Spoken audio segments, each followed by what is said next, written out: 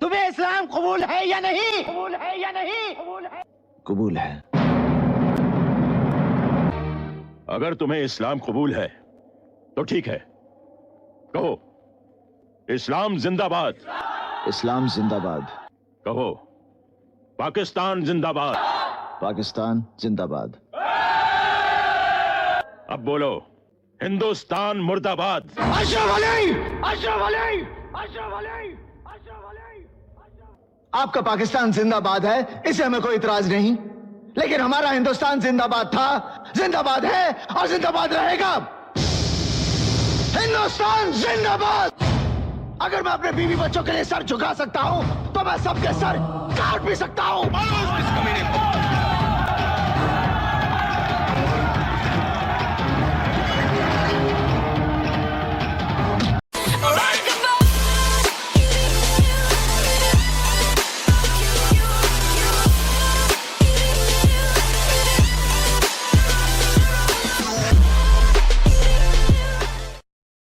सबको नमस्ते, मैं आपका वेंकट। सो साथियों, ये वक्फ बिल का लोकसभा और राज्यसभा में जो कुछ भी चला है उसके बारे में देखेंगे।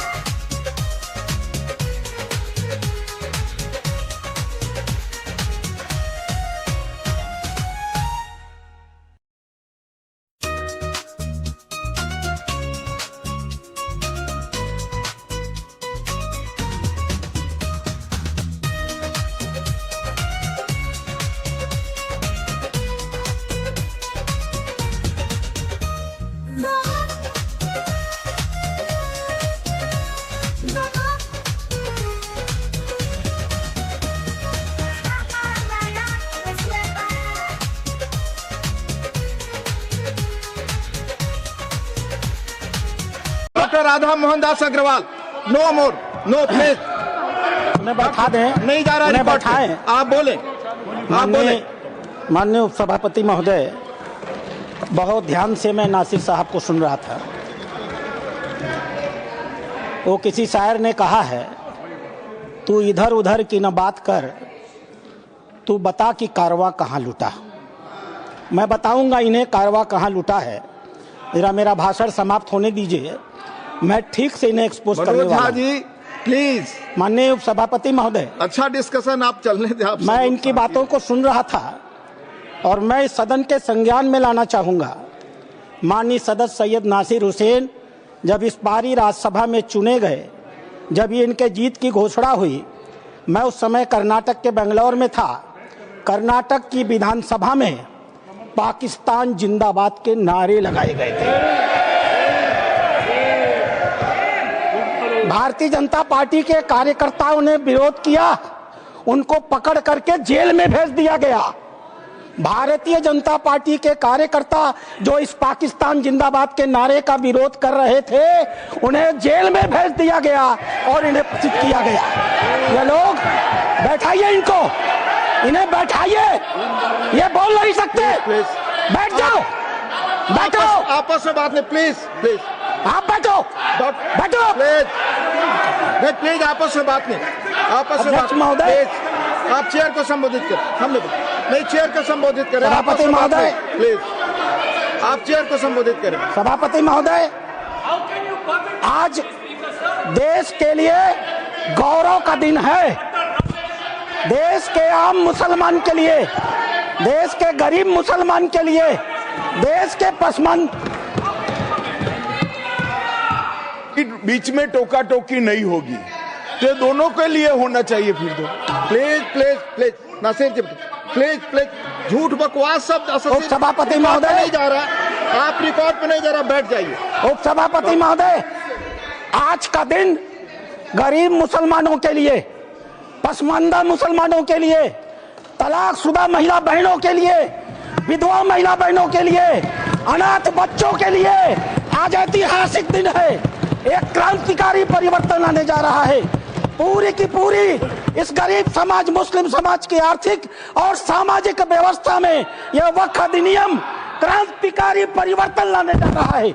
मैं आभारी हूं माननीय मोदी जी का, जिन्होंने इस महान विधेयक को इस सदन में लाने का काम किया। अध्यक्ष सभापति महोदय, हम हिंदू हैं, हम लगातार अपने समाज में परिवर्तन की बात करते हैं।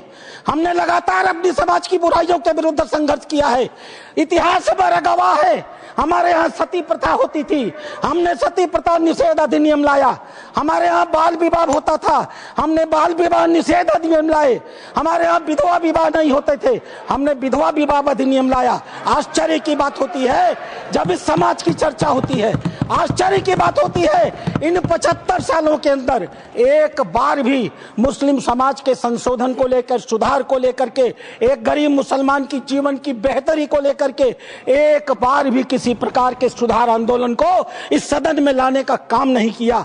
आज यह पहली बार है और हमें गर्व है अपने प्रधानमंत्री पर, नरेंद्र मोदी पर, जिन्होंने इस मुस्लिम समाज के सुधार के ऐतिहासिक विधेयक को लाने का काम किया है। 2014 में माननीय प्रधानमंत्री बने थे।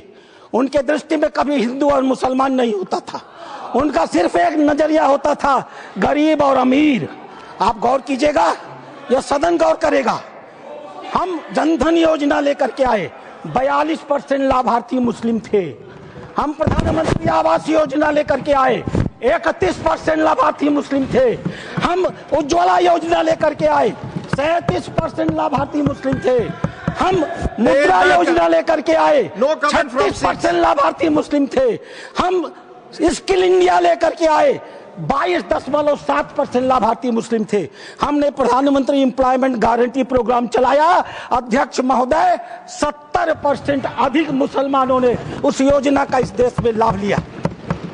मेरे पार्टी की बैठक है, मुझे बताना नहीं चाहिए, लेकिन मैं कहूंगा, माननीय प्रधानमंत्री इसी बाल योगी सभागार में हम सारे सांसदों की बैठक ले रहे थे।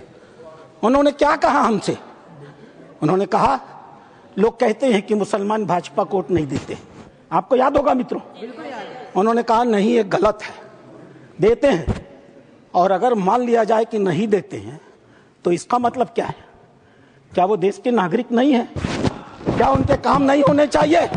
क्या उनका विकास का काम नहीं होना चाहिए? हम सारे सांसदों को उन्होंने मीटिंग में कहा, अपने काम को करते समय कभी हिंदू और मुसलमान न करना, विकास की धारा सारे समाज पर समान रूप से पहुंचाने की बात कही। उन्होंने दूसरी बात कही, मैं पूरे देश को 2047 में विकसित भारत का सपना दिखाता हूं। क्या 20% मुसलमान अगर देश का पिछड़ा रह जाएगा तो क्या भारत का विकास का सपना पूरा होगा? नहीं। हमें भारत के विकास का मतलब है 20% मुसलमान के विकास की भी योजना बनानी है। यह कल्पना माननीय प्रधानमंत्री ले सकते हैं। आजादी के 75 सालों के अंदर इस कल्पना को लेकर इस देश में कोई नहीं आया था। और तीसरी बात उन्होंने कही, सरकार के, और सबसे महत्वपूर्ण बात है, सरकार के स्तर पर सरकार जो कुछ भी कर सकती है मुसलमानों के जीवन की बेहतरी के लिए हम करने का प्रयास करेंगे। लेकिन मुस्लिम सामाजिक संस्थाओं की भी रोल होनी चाहिए। ये मुस्लिम पर्सनल लॉ बोर्ड की भी भूमिका होनी चाहिए। यह जमायत उलेमा की भी भूमिका होनी चाहिए। यह वक्फ कमेटियों की संपत्तियां जो पड़ी हुई हैं उनकी भी मुसलमानों की जिंदगी को बेहतर करने में भूमिका होनी चाहिए। यह बात आज की नहीं थी, ये लोकसभा चुनाव के 6 महीने पहले की बात है अध्यक्ष महोदय।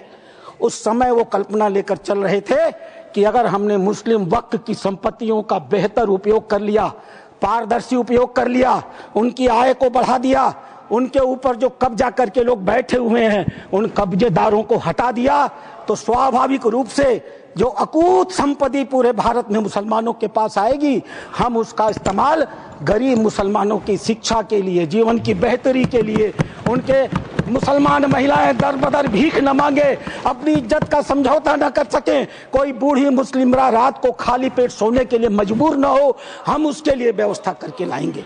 और वस्तुतः अध्यक्ष महोदय, वक्फ अधिनियम की जो ही माननीय गृह मंत्री ने घोषणा किया, पूरे देश में तूफान आ गया। आश्चर्य होता है, वक्फ की घोषणा भी नहीं हुई, कानून सामने भी नहीं आए, विरोध शुरू हो गया। तुम्हारी मस्जिदें कब्जा कर ली जाएंगी, तुम्हारे दरगाह कब्जा कर लिए जाएंगे, तुम्हारे कब्रिस्तान कब्जा कर लिए जाएंगे, तुम्हारे मदरसे कब्जा कर लिए जाएंगे। मैं एक पत्रक लेकर के अध्यक्ष महोदय आया हूं। केरल और कर्नाटक की एक आतंकवादी संस्था है PFI। माननीय गृह मंत्री को आभार प्रकट करता हूं, उन्होंने बैन किया है। PFI की एक दूसरी संस्था है SDPI। आज SDPI मेरे पास पर्चे हैं, मैं गृह मंत्री को सौंपूंगा और आपको भी दूंगा। आज SDPI पूरे देश में, मेरे पास राजस्थान के पर्चे आए हैं जहां SDPI सबसे कमजोर है। पूरे देश में पर्चे बांटे जा रहे हैं और बताया जा रहा है कि ये वक्फ कानून अगर आ गया तो मस्जिदों पर भाजपा सरकार कब्जा कर लेगी। आखिर क्यों? लेकिन ये लोग भूल गए नरेंद्र मोदी किसी और मिट्टी के बने हुए हैं। आपके विरोध से वो डरने वाले नहीं थे। आप चाहे जितना भी विरोध करते, वो मजबूती के साथ एक आम गरीब मुसलमान, एक दलित, एक पिछड़ी महिला, एक अनाथ महिला, एक तलाकशुदा महिला, अनाथ बच्चों के साथ खड़े होने वाले थे और इसीलिए वो मजबूती से विधेयक लेकर के आए।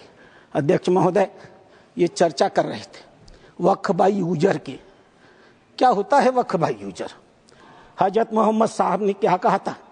आपके पास अपनी कोई संपत्ति हो तो दूसरों को भले के लिए दान करो। हदीसों ने क्या लिखा था? यदि किसी व्यक्ति के पास अपनी संपत्ति है, उस संपत्ति का एक हिस्सा वो दान कर सकता है, उसके लिए मुतवल्ली बना सकता है, उसके आय के साधन कैसे होंगे लिख सकता है, आय से होने वाली आय किस वर्ग के उपयोग में आएगी उसके भी निर्देश दे सकता है। What is this Waqf by user? किसने आपको संपत्ति दी? किसने आपको संपत्ति दान की? किसके मन में मनसा थी कि अल्लाह को दे दिया जाए?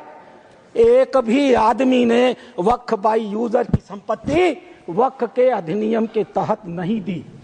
जैसे फिल्मों में गुंडे हुआ करते थे, जिस औरत पर हाथ रख दी वो औरत उनकी हो गई। इसी प्रकार से इन वक्फ बोर्डों ने भू माफियाओं की तरह काम किया। जिस जमीन पर हाथ रख दिया इन्होंने, वह जमीन उनकी हो गई। आज इस मानसिकता से ये काम करते हैं। जमीनों पर मैं कानून लेकर के आया हूं। अध्यक्ष महोदय, इसी सदन में माननीय सदस्य झूठ बोल रहे थे।